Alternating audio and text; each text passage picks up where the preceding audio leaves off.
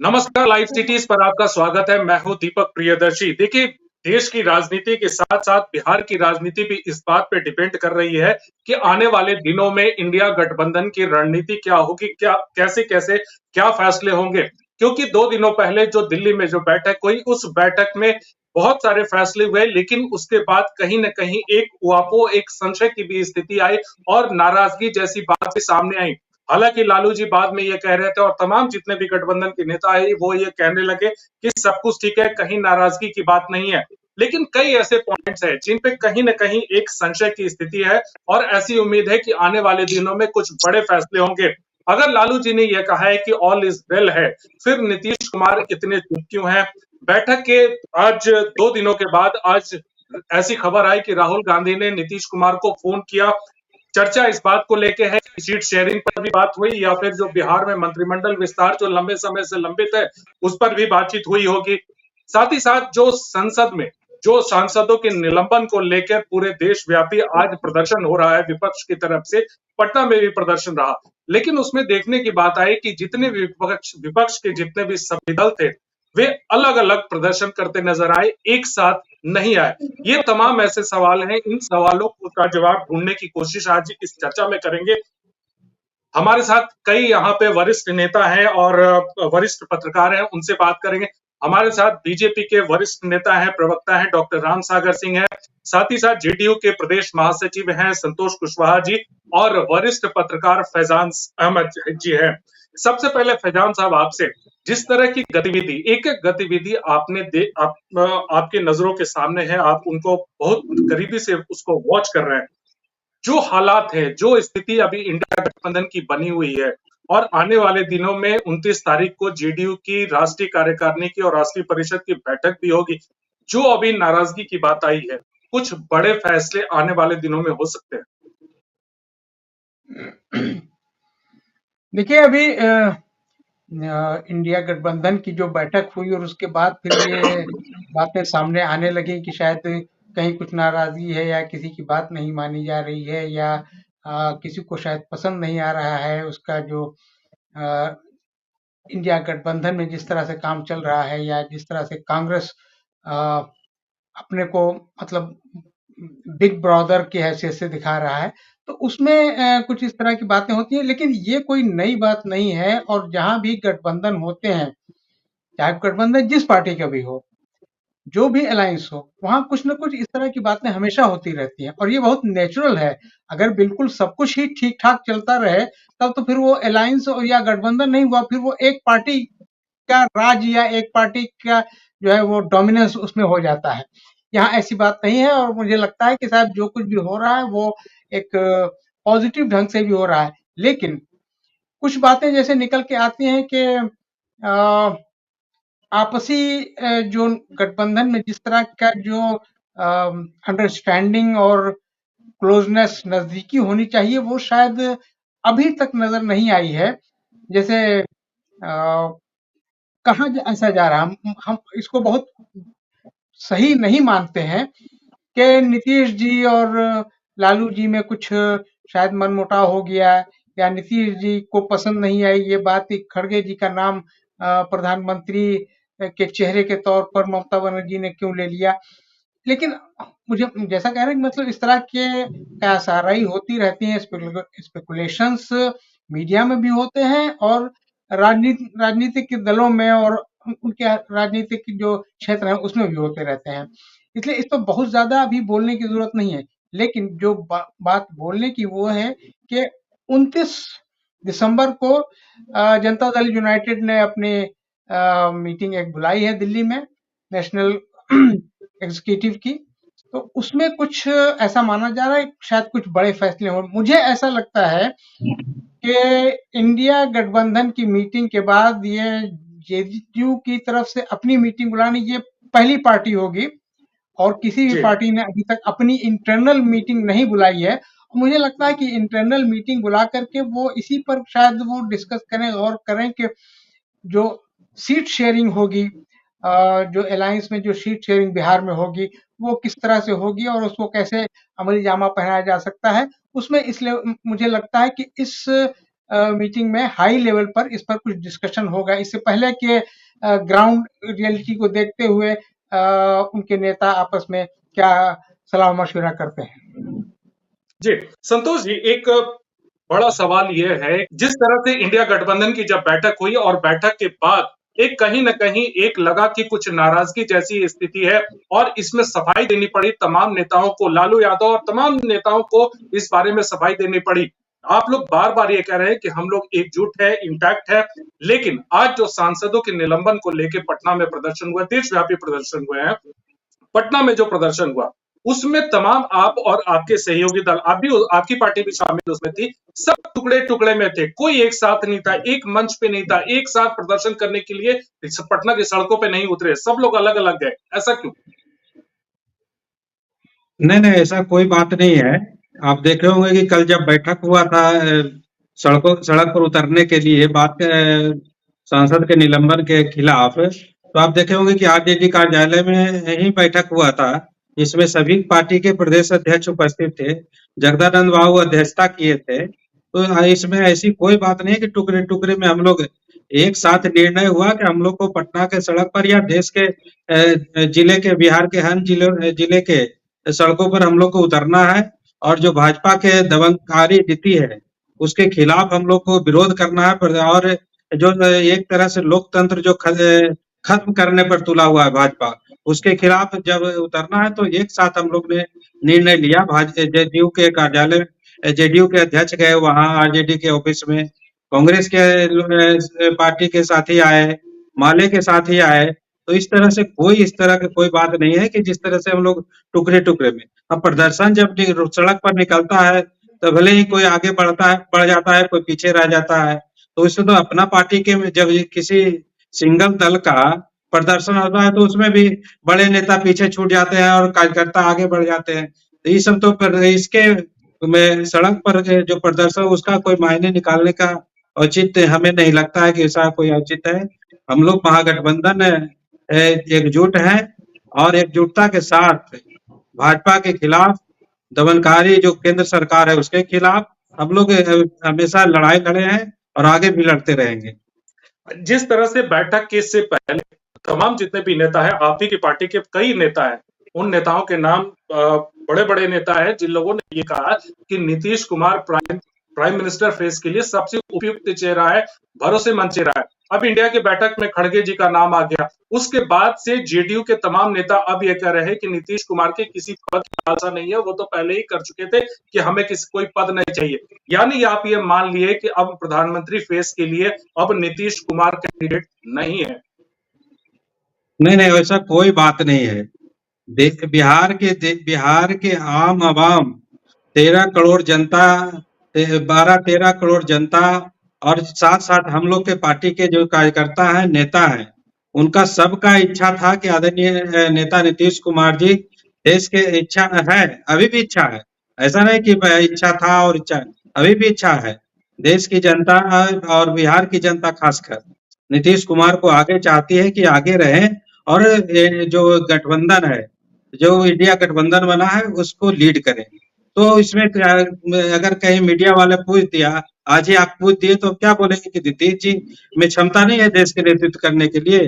देश के नेतृत्व नीतीश कुमार भी कर रहे हैं, कर सकते हैं, राहुल गांधी भी कर सकते हैं, खड़गे साहब भी कर सकते हैं।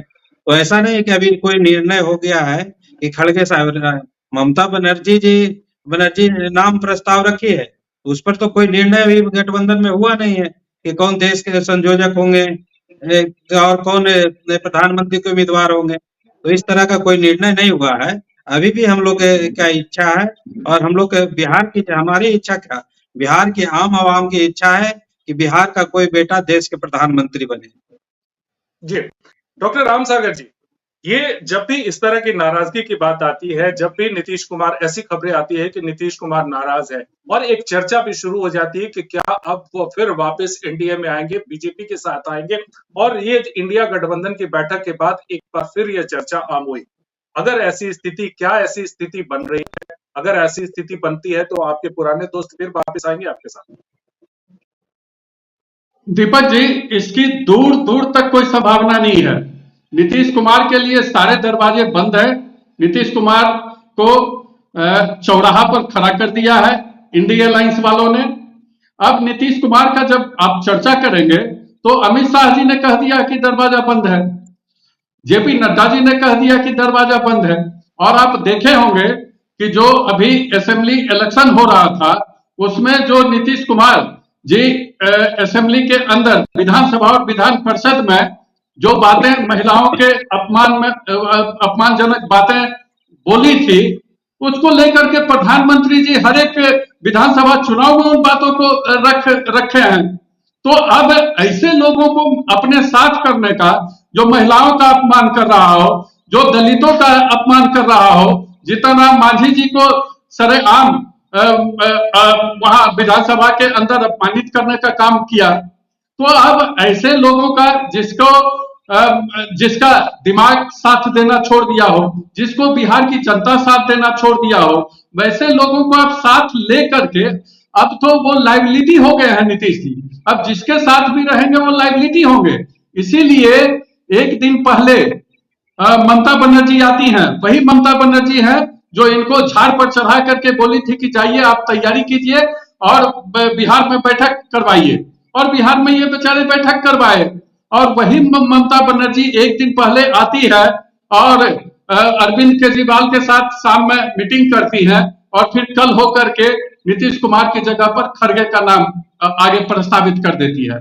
और बिहार का भी जो एलाइज है, बिहार के एलाइज भी दीपांकर भट्टाचार्य जी का मैं सुन रहा था कि उन्होंने कहा कि नहीं, बहुत अच्छा प्रस्ताव दी है ममता बनर्जी, खड़गे साहब दलित है और लंबे समय से कोई दलित प्रधानमंत्री बना नहीं है, इसलिए अच्छा चॉइस है। तो इनके साथ बिहार में भी जो गठबंधन के नेता हैं, अब इन लोगों का नेचुरल एलाइज तो है नहीं। नेचुरल एलाइज रहता तो गठबंधन में गांठ नहीं होता है, लेकिन इस गठबंधन में तो गांठ ही गांठ है। कहीं अब कितना ये गांठ खोलेंगे, एक गांठ रहे तब न कहीं खोल दिए। अब जिस गठबंधन में गांठ ही गांठ है, वो उस गांठ को कहां खोल पाएंगे जगह जगह पर। इसीलिए और स्वार्थ का नीति के साथ नहीं ये लोग साथ आए हैं, ये स्वार्थ की राजनीति है। चूंकि इनको लगा था नीतीश जी को कि हमको प्रधानमंत्री का कैंडिडेट लालू जी बनवा देंगे सोनिया गांधी से कह करके, इसलिए आए थे। और लालू जी को लगा था कि नीतीश जी केंद्र के राजनीति में जाएंगे और हमारे बेटे के लिए गद्दी छोड़ देंगे और मेरा बेटा मुख्यमंत्री बन जाएगा। नीतीश जी भी आशा में थे कि जल्दी से ईडी का कार्रवाई हो और वो जेल के अंदर रहे, तो 25 तक हमारा जो मुख्यमंत्री का कुर्सी है वो बचा रहे। वो दोनों को होता हुआ नहीं दिख रहा है, इसलिए एक दूसरे के प्रति घात प्रतिघात करते रहे।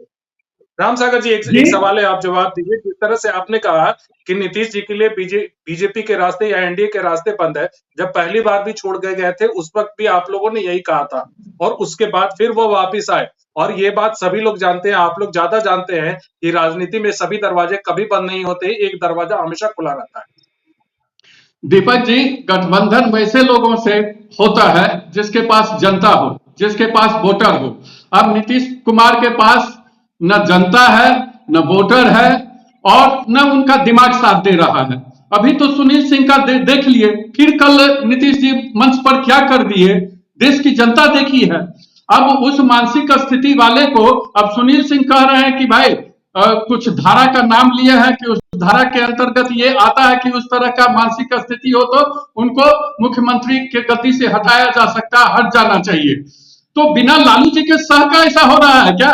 वो तो राबड़ी देवी के मुंह बोले भाई हैं, और यहाँ वो बोलते हैं और नीतीश जी शाबाशी देते हैं जाकर के पैर छू करके वहां। तो कहीं न कहीं इनको हटाने का ये किया जा रहा है। और लालू जी और ललन सिंह ये दोनों मिल गए हैं। एक चर्चा बिहार में बड़ा जोर से है कि ललन सिंह को राष्ट्रीय अध्यक्ष से हटाने की बात, लोकतंत्र की बात कर रहे थे संतोष जी। अब इनके पार्टी में लोकतंत्र कहां? इनके राष्ट्रीय अध्यक्ष ललन सिंह कहते हैं कि हमारी पार्टी में एक ही मालिक है, वो नीतीश कुमार हैं, और बाकी केयर टेकर है। तो जहां मालिक और नौकर का बात हो वहां लोकतंत्र की बात कहां होती है? और एक ही आदमी का चलता है, और उनकी मंशा थी कि हमको प्रधानमंत्री का कैंडिडेट घोषित करे। इसीलिए जदयू के राष्ट्रीय कार्य समिति में प्रस्ताव, राष्ट्रीय आपकी परिषद बात में का जवाब प्रस्ताव मैं पारित संतोष जी करवाया से गया लेता हूं था रामसागर जी। कि रामसागर जी, आपकी नीतीश बात का कुमार जवाब को मैं संतोष जी प्रधानमंत्री से लेता हूं। का जी, कैंडिडेट घोषित करें। जी, आपकी बात में संतोष जी से आपकी बात का जवाब लेता हूं। संतोष जी, जिस तरह से रामसागर जी कह रहे थे कि नीतीश जी अब लायबिलिटी बन गए हैं, उनके पास न तो जनता है, न तो वोट है। देखिए, राम सागर जी ये बता पाएंगे कि वोट बीजेपी के पास है कि नरेंद्र मोदी जी के पास है? राम सागर जी तो ये नहीं बता पाएंगे। अगर जवाब है इनसे तो पूछ लीजिए कि वोट बीजेपी के पास है कि नरेंद्र मोदी जी के पास है? तो तो ये जवाब तो वो इनको मिलेगा नरेंद्र नहीं। मोदी जवाब बीजेपी के हैं कि जदयू के हैं कि आरजेडी के हैं? नरेंद्र मोदी तो बीजेपी के जेडीयू हैं तो जेडीयू और जेडीयू बीजेपी का नीतीश कुमार कार्यकर्ता है है कि नरेंद्र मोदी जी। नीतीश कुमार जेडीयू के हैं? वो अलग अलग है क्या? जेडीयू और नीतीश कुमार अलग अलग है क्या? नहीं, दोनों एक हैं। देखिए, कहने इसीलिए अब जदयू भी बहुत कहने में लाइबिलिटी हो आसान गया होता ना। है। नहीं नहीं, अब बहुत जदयू भी कहने में आसान लाइबिलिटी हो होता है गया। राम अब सागर जी। आपके ज्यादातर नहीं सांसद नहीं राम सागर जी, अपना बहुत कहने में रास्ता आसान दूसरी होता जगह है, देख रहे हैं, दूसरी लेकिन पार्टी नीतीश से बात कुमार कर रहे जी हैं। आज भी बिहार के मास लीडर हैं। नीतीश कुमार जी आज भी बिहार के मास लीडर हैं और इनके पास अभी वोट बैंक है। और आपका कहना जहां तक सवाल था अच्छा, अब कि अभी तो 4 बोले बाई इलेक्शन हुआ, जिसके साथ नीतीश जी रहे वो हारे। हमारे साथ नीतीश जी थे, हम बोछा हार गए। और अभी जो 3 इलेक्शन में महागठबंधन की सरकार थी, तीनों जगह आप देख लीजिए क्या हुआ। आप नहीं ना अभी गोपालगंज हाँ हारी राजद, आप अभी सिरहनी तक आप हारे और जब 37 से 15-16 हजार वोट पर रंजन सिंह आ गए। तो अब जनता साथ नहीं है। राम अब सागर जी अब अब अब राम मैं तो सागर जी इनके साथ जो इनका आधार वोट था नीतीश जी का, मैं मोकामा टाल में घूम रहा था तो धानुक लोगों ने कहा कि डॉक्टर साहब 17 साल ही लड़वाए लालू जी से, अब कहते हैं साथ अच्छा रहने कोई के लिए, नहीं कहाँ जवाब साथ देंगे। रहेंगे? रामसागर जी, नहीं, नहीं एक साथ बार रहेंगे। संतोष जी की पूरी बात पूरी हो जाने दीजिए। जी, संतोष जी। देखिए, जहां तक सवाल है राम सागर जी का कि नीतीश कुमार जी के वोट बैंक नहीं है। आज तक बिहार की जब से नीतीश कुमार जी बिहार के राजनीति में आए हैं, जब से देखे होंगे कि नीतीश कुमार जी जहां भी अगर बीजेपी के साथ रहे तो बीजेपी के साथ सरकार नीतीश कुमार जी मुखिया रहे। लालू जी के साथ है तो नीतीश कुमार मुखिया है। तो नीतीश कुमार का वोट बैंक को इतना आसानी से कह देना कि इनके पास कोई वोट बैंक नहीं है, तो ये तो गलत बात है। लेकिन आप जानते हैं कि बीजेपी के लोग बस बस शगुफा छोड़ने में आगे होते हैं।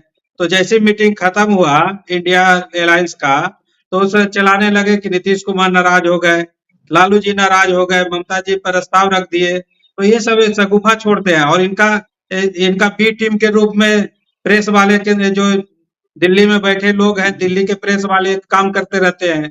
तो ये शगुफा छोड़ने में इन लोग का ठीक है, काम आता है। फैजान साहब। देखिए जी, फैजान साहब, जिस तरह से अभी संतोष जी कह रहे थे कि जेडीयू ये चाहती है, जेडीयू के नेता चाहते हैं, बिहार की जनता ये चाहती है कि देश का नेतृत्व एक बिहारी करे। कहीं न कहीं एक कसक दिख जरूर रही है कि प्राइम मिनिस्टरियल फेस के लिए नीतीश कुमार का नाम आगे नहीं आ रहा। देखिए, इस तरह के जब भी कोई मौका आता है तो ये आप इतिहास उठा के देख लीजिए। मैंने कोई बहुत पुरानी बात नहीं है। जब जनता पार्टी की सरकार सेंटर में बन रही थी, जेपी जयप्रकाश नारायण जी भी थी, वहां मौजूद थे, तो बात आई थी कि जगजीवन राम को प्रधानमंत्री बनाया जाए। और ये बहुत ही मतलब एक स्ट्रांग लॉबी भी थी कि उनको जगजीवन राम को बनाया जाए कि देश का पहला दलित मुख्यमंत्री प्रधानमंत्री होगा। लेकिन फिर भी वहां बात नहीं बन सकी और मोरारजी देसाई वहां प्रधानमंत्री बने गए। तो वो बिहार का एक जो चांस बनने की उम्मीद थी वो भी नहीं बन सकी। इसी तरह से अभी की बात करें तो अभी तो खैर बहुत ही इनिशियल स्टेज है, अभी कोई प्रधानमंत्री की बात अभी तक नहीं हुई है। जैसे ममता बनर्जी ने भी जो प्रपोजल दिया है तो वो सिर्फ प्रपोजल तक ही रह गया, उस पर कोई डिस्कशन नहीं हुआ। और ये तो हम लोग भी जानते हैं, सभी लोग जानते हैं कि बिना डिस्कशन के कोई भी फेस को मान्यता नहीं मिलेगी। जब भी चाहे वो खड़गे जी का ही फेस हो, लेकिन उस पर सभी पार्टियों का सहमति होना और सभी पार्टी उसमें डिस्कशन करेंगे, डिबेट करेंगे कि किसको बनाया जाए, तो ये होगा। ये कोई इतना आसान प्रोसेस नहीं है कि कोई किसी का नाम ले ले या कोई ये कहे कि साहब हमारे राज्य का प्रधानमंत्री होना चाहिए या बिहार का पहला प्रधानमंत्री यहाँ फैजान से साहब, बनना चाहिए। फैजान ये साहब इस आपने तरह की जिक्र बातें आपने बहुत आपने फ्री होती हैं। फैजान साहब जी, जी फैजान साहब आपने जिक्र किया जेपी का, मोरारजी देसाई का, जगजीवन राम का। क्या आपने देखा होगा, अपने आप पुराने इतिहास को आपने बहुत करीब से देखा है राजनीति के, कि जब भी सत्ता परिवर्तन की जरूरत होती है तो एक बड़ा कद्दावर चेहरा सामने आता है, चाहे जयप्रकाश नारायण के रूप में हो, चाहे विश्वनाथ प्रताप सिंह के रूप में हो। तो क्या अभी जिस तरह से एक मुहिम या फिर एक संकल्प इंडिया की तरफ से लिया गया है कि नरेंद्र मोदी को हटाना है, तो क्या इंडिया गठबंधन के पास कोई ऐसा कद्दावर चेहरा है जो सत्ता परिवर्तन करा सके? पता नहीं, मैं तो बहुत दूर दूर तक देखने की कोशिश कर रहा हूँ, कोई ऐसा कद्दावर नेता नजर नहीं आ रहा है किसी भी पार्टी में।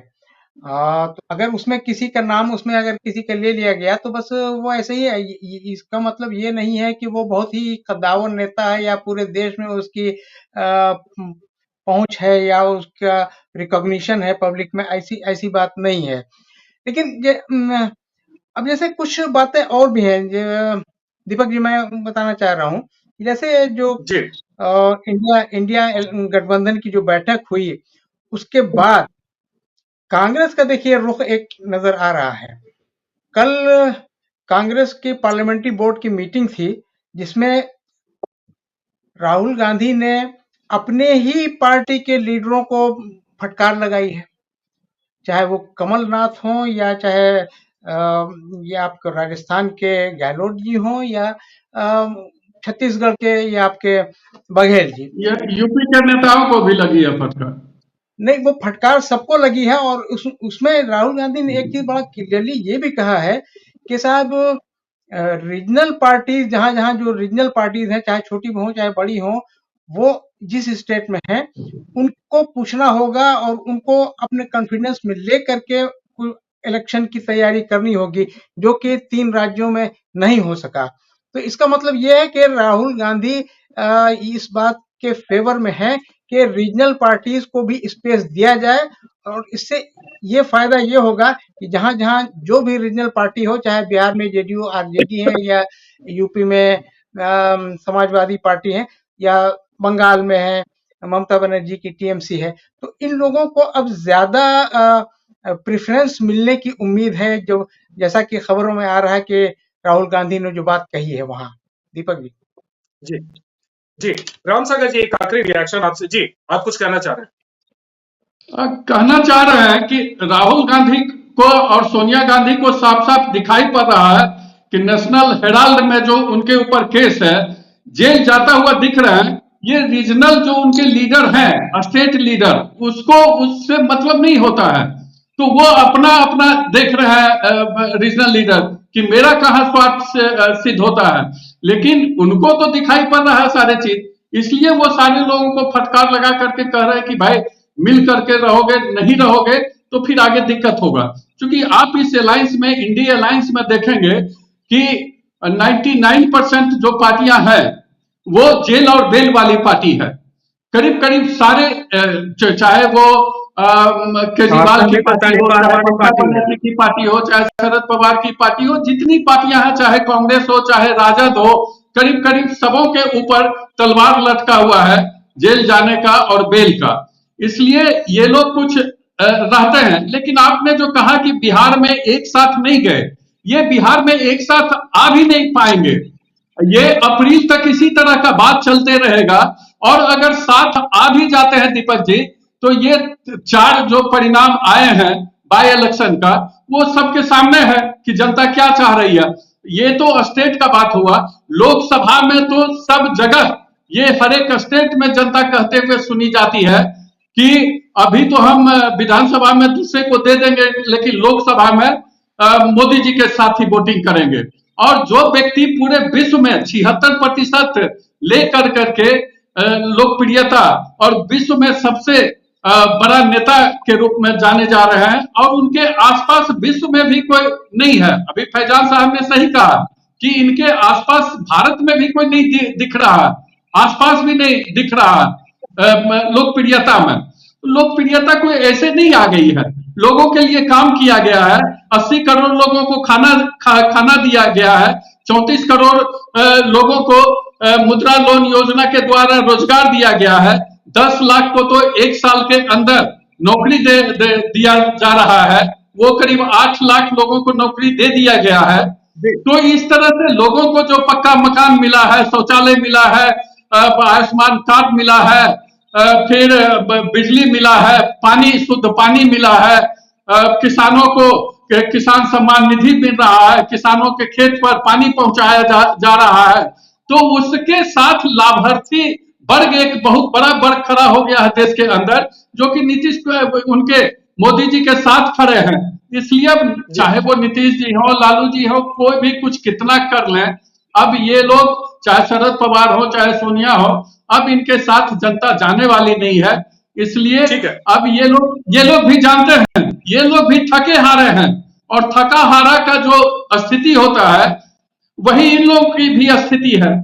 ये लोग मीटिंग करते रहेंगे, चाय पानी पीते रहेंगे, लेकिन कहीं होगा कुछ नहीं। राम सागर जी का आखिरी प्रश्न संतोष जी से। संतोष जी, 29 तारीख को जेडीयू की राष्ट्रीय कार्यकारिणी की बैठक है, उसी दिन राष्ट्रीय परिषद की भी बैठक है। क्या आप माने कि जेडीयू की सारी स्ट्रेटेजी उस दिन फाइनल होगी? जरूर जरूर। जनता दल यू का जो बैठक हुआ है, अहम बैठक है, और इसमें बहुत सारी नीतियों पर फैसला होगा। बहुत से, चाहे लोकसभा चुनाव हो तो फिर आगामी 25 में हम लोग का फिर बिहार विधानसभा का चुनाव होगा। इस पर हम लोग का बैठक में मंथन होगा। हम भी आमंत्रित सदस्य हैं राष्ट्रीय परिषद का, तो हम लोग को भी बैठक में भाग लेना है।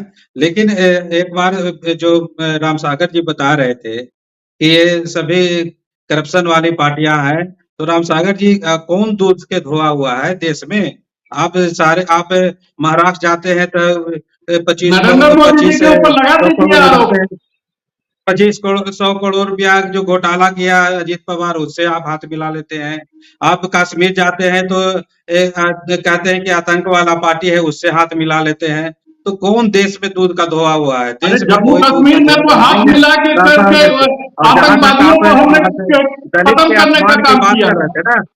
नहीं, दलित के अपमान की बात कर रहे थे ना। तो आप जब संसद का उद्घाटन हो रहा था, तो आप महामहिम माननीय राष्ट्रपति जी को आमंत्रण नहीं किए, नहीं बुलाए, आप पंडितों का फौज खड़ा करके उद्घाटन किए। तो ये सब दलितों का कौन अपमान कर रहा है देश में?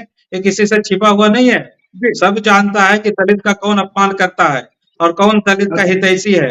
अब्दुल कलाम जी को हमारी पार्टी ने राष्ट्रपति बनाया, द्रौपदी मुर्मू जी को हमारी पार्टी ने राष्ट्रपति बनाया, दलित को हमारी पार्टी ने राष्ट्रपति बनाया। हम लोगों को तो तभी मौका मिला है तो हम सम्मानित करने का काम किया है, और संवैधानिक दर्जा भी ओबीसी आयोग को हमारी पार्टी नरेंद्र मोदी जी ने देने का काम किया है। आप लोग तो गोल गोल खाली बात करते थे। राम सागर जी, आप राष्ट्रपति बना दीजिए, मंदिर में जाए तो मंदिर को धोवा दीजिए, यही तो है। अरे बात सही, जो थे जो प्रमोशन में रिजर्वेशन भी दिए दलितों को। जी राम सागर जी, आने वाले 6-7 दिन बहुत दिलचस्प होंगे। जाहिर सी बात है कि उसमें कई बड़े फैसले होंगे। जाहिर सी बात है कि बीजेपी या एनडीए की तरफ से और इंडिया गठबंधन की तरफ से भी कई बड़े फैसले हो सकते हैं। फिलहाल इस चर्चा में आपने भाग ली। डॉक्टर राम सागर सिंह जी, बहुत बहुत धन्यवाद। संतोष कुशवाहा जी, आपका बहुत बहुत धन्यवाद। फैजान अहमद साहब, आपका भी बहुत बहुत धन्यवाद।